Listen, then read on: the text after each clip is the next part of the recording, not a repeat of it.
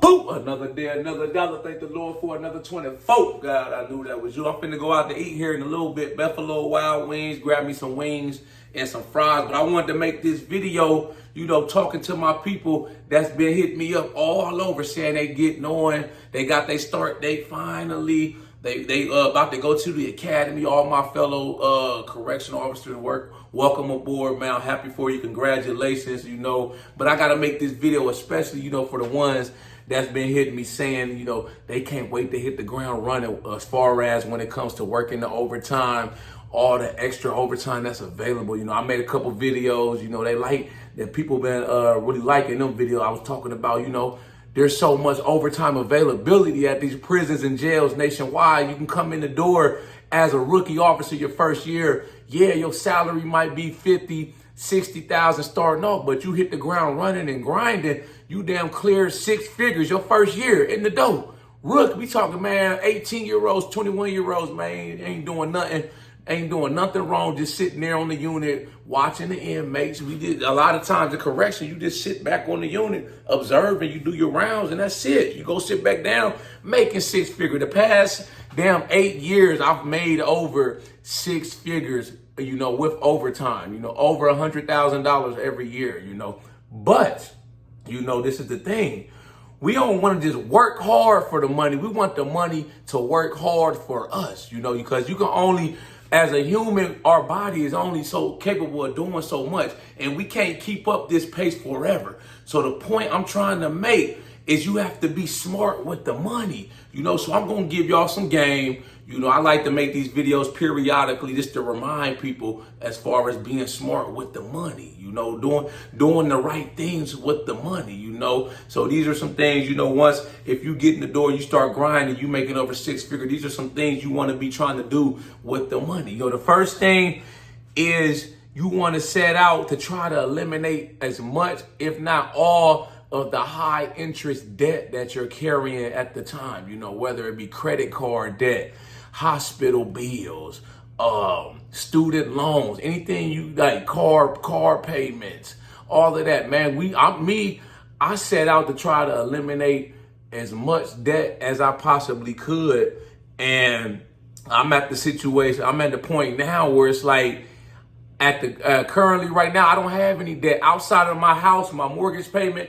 I don't have any other debt like that. My both of my cars are paid off.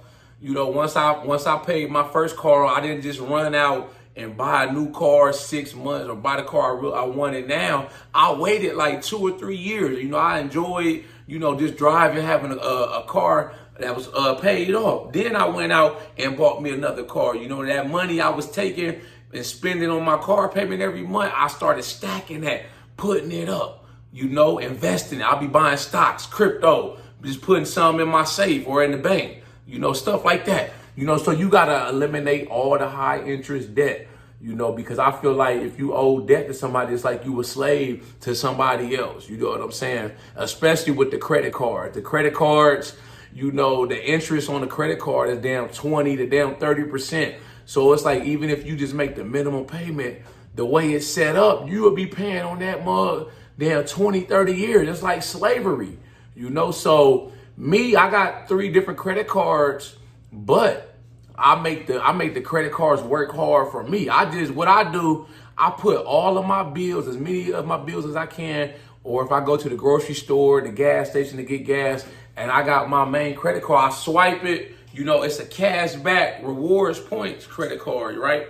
And I swipe it on everything. It's for stuff that I'm going to pay for anyways, once I get paid. And then by the end of the month, I just pay the balance off.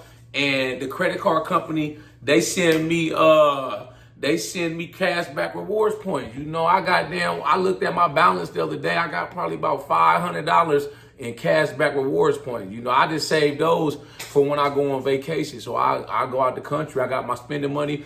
And I got my cashback rewards points. I could splurge, buy some bottles of alcohol, some cigars, or wherever resort I'm at, just have a good time, So it's like the credit card company is paying me to use the credit card, So you get you a cashback credit card and you put all your grocery bill, your bills, utilities, whatever you can on that mug, and then just pay it off at the end of the month. Once you get paid, you're gonna pay for that stuff anyway. So it's like a double win situation. You know what I'm saying?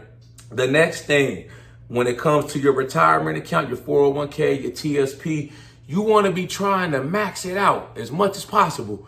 Try to max out your retirement account. You making all this extra money, you working all these extra hours, so throw as much as you can into your retirement account, man. Don't just put the minimum, put more, be great. Because you got to think, we ain't going to be able to work at this pace all of our lives. The body starts to break down, So me, what I'm doing, I'll be 35 in December. So I'm just trying to grind like this maybe a few more years. I've been on the grind already. I'm a little bit older than some of y'all that may just be starting in Correctional. You in your early 20s, 21. I started when I was 23, and I've been on the grind. I've been in Corrections for 13 years. So I'm getting at that point now where it's like my money is up. My money is getting up there. Everything's starting to come. It's coming together. The foundation is being set for me, So now I don't have to grind as hard like that, I say maybe 2 more years at this pace, then I'm going to start falling off on my overtime so I can focus on this YouTube channel. I've been stacking, the past few years. I've been putting as much as I can into my retirement account. I also got money on the street. When I say money on the street, I got outside investment accounts that I put money into personally. So for instance, I get paid, right? And I just got paid. So I got like 25% going into my retirement account. Then I work like 70 hours a week. So that's a whole lot of overtime. That's a whole lot of extra money that's on my paycheck, when I get paid. I took this time I took like an extra 500 and I just bought stocks with it, So I'm down there saving almost $1,200 every 2 weeks. You know what I'm saying? And I average that. That's a lot of money. That's going to build up and you don't touch it. Just let it sit unless it's an emergency, something like that where you need the money. Just let it sit and let it grow over time. By the time you look up, man, at the end of your career, you're going to be paid. You're going to have bread, buku money. I talked to the people that worked at the prison with me. So a lot of them, they still go to my gym in town. I got some of them, they live in the subdivision around the corner, one dude. And I asked them, how's retirement been treating you? How's it going? What's some thing? And all of them seem to enjoy retirement. Some of them even said they make more money sitting at the house, once they get their pension, retirement, they outside investments than when they was at work, working at the prison. So that tells me I'm on the right track, So I had to pass that game on to y'all, max out, try to put as much as you can into your retirement account. And then you could take it a step further, like I said, and get you a brokerage account outside of work, outside of your retirement that you put money into. They got all kind of different ones. I got like a few different investment accounts. I got E-Trade. I got Charles Schwab. That's where my daughter's college fund. I put money on my Cash App. You can buy stocks on Cash App, Robinhood, E-Trade. It's so many different ones. All of them are about the same these days because it's free to buy stocks now. It used to be back in the day, you had to pay like $4 or $3 or $4 every time you sold or bought stock. But now everybody made it free. Robinhood came out and made it free. So it's like you ain't got no excuse. All you got to do, you can boom, hit a couple clicks on your phone, set it up. You buying stocks, and you're building your portfolio up. You building your wealth. That's how you do it. You don't want to be just hustling, making all this money, and you're not being smart with it because you ain't gonna have nothing to show for it. I see people at my job now, man, they still in their 50s, the back end of their career, and I don't judge nobody. This and that. Their situation may be different. They may just be trying to pad their retirement account or this and that. But some people they've been working all these hours, all these years. I'm like, at some point, you're supposed to sit back and enjoy the fruits of your labor. I got the mentality where it's like I'm a grind now while I'm young. Got all this energy, and when I'm back in, when I'm in my 40s and 50s, I'm gonna sit back and enjoy the fruits of my labor. I'm gonna shine later. Grind now, shine later. I'm not trying to be on the hustle like this, hustling like when I was 20, 22 years old, trying to come up in the world. I'm not trying to be 50 years old, still busting my ass like that. That to me, that's hustling backwards.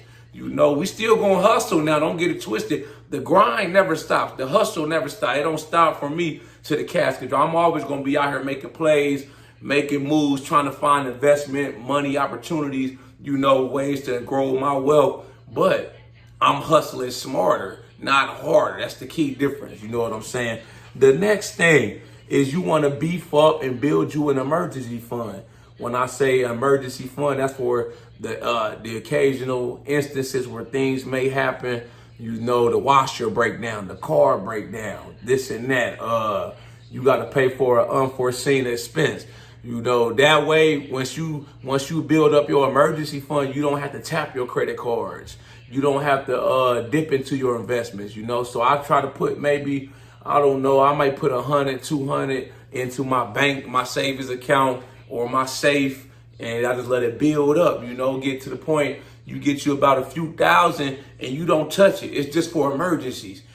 Something unforeseen happens, a unfortunate situation, like the car, like I said, the car breakdown, you got to get the car fixed, the washer or some shit like that. You got that money right there. That's what that money's for. If you got that money stacked up and saved, now you ain't got to worry about, oh, damn, I ain't got no money, man. What the hell I'm going to do? Then you got to reach for the credit card, put it on the credit card. Now you going back into that cycle of debt. Now you got to pay the credit card off because it was already money you didn't have, so you got to pay that, and then you got to pay that down. No, if you got your emergency fund set up to the side, you put a few G's in it, or you could do one of your credit cards, have your credit card that you never use. It's just for emergencies.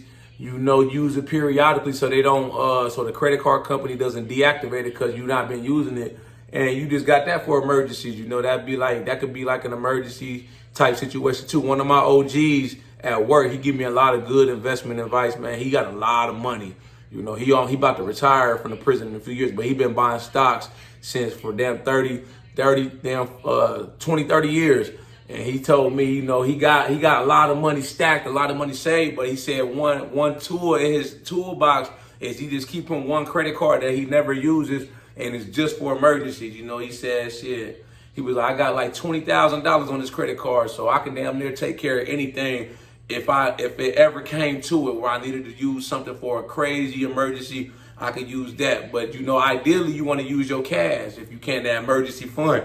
That's what it's for, The last thing I'm gonna leave y'all with is to stay within your budget, man. That's so critical. Watch out for lifestyle inflation. And I see it happen all the time, especially at my job. Like I said, coming into corrections, they may advertise your salary is $650,000, $60,000, $70,000, but let's just be realistic. You're not gonna make that. You're gonna make way more than that just because, man. And so even if you're not trying to work no overtime, we're short-staffed at prisons and jails nationwide. So you're going to get some of that overtime involuntarily. They're going to force you to work it. So you're going to make more than that, And then, like I said, you motivated and you inspired to go out and grind and hustle and get them extra hours. It's like your check may go from you take home, like, I don't know, $2,000 a week. Now you making this overtime. Boom, you done jumped up. You making $3,500 every 2 weeks. You like, damn, I'm booming. My check balling. But like I said, you got to watch out for that lifestyle inflation. Don't just run out. Now you making this extra money. Oh, I'm finna go buy this new sports car. I'm finna go buy the newest Mustang on the lot. $700-800 car payment. Now you down. Now you done tied up that extra money you was working at overtime. Now it's going to the car payment. Now you like, damn, boy, you could have been stacking that money. Be smart. I'm not saying not to enjoy your life, because I like to enjoy my life too. I like to drive nice cars. I like to dress nice clothes, go out to nice restaurants, go out the country on vacation. But it's all about balance. You got to balance it out. Like I mentioned earlier in this video, once I paid my car off, right? I had bought a new Charger when I was like 22. I started with the Fed. I bought a Charger back in 2013. It was brand new off the lot, and I was paying probably $450, $500 a month, new car payment. But I knew this stuff, but I was young. Sometimes you just do shit like that. I just like, fuck it, I'm gonna buy me a new Charger. I had an old car when I was working the county jail. I'm about to upgrade. I'm making all this extra money, but once I paid it off, I did, like I said, I didn't just run out and buy a whole brand new car like a couple months later. Now I'm back in the cycle of having a car payment. I waited like 2 or 3 years. I was taking that money, stacking it, investing, being smart with that money I was using for the car payment. And I waited 2 years. Then I went, and I bought me another car. I bought me a BMW, and it was nice. And I repeated the process. I paid that off, sent in a couple extra payments. I paid that off. That's been paid off for like maybe a year or two now. So, like I said, you just got to balance it out. You have to stay within your budget, come up with a budget. You got to know where all your money's going. How much are your bills every month, your expenses, your groceries, your utility bills, stuff like your insurance, stuff like that. And the goal is you want to have, after you pay all your bills every month, you want to have money left over that you can play with, That's the goal. You don't want to be in the negative. You want to be in the positive every month, So like I said, we working all these extra hours, putting in this hustle.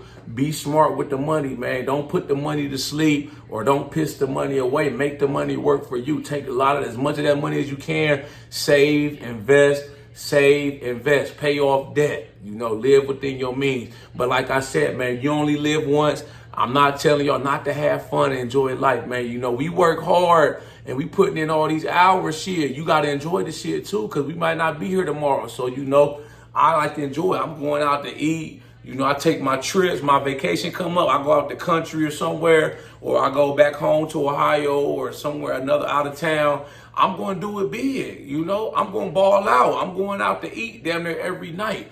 I'm smoking my cigars, I'm going to buy me a bottle or two. I'm there drinking good, you know what I'm saying? Stuff like that, you like everybody has what they like.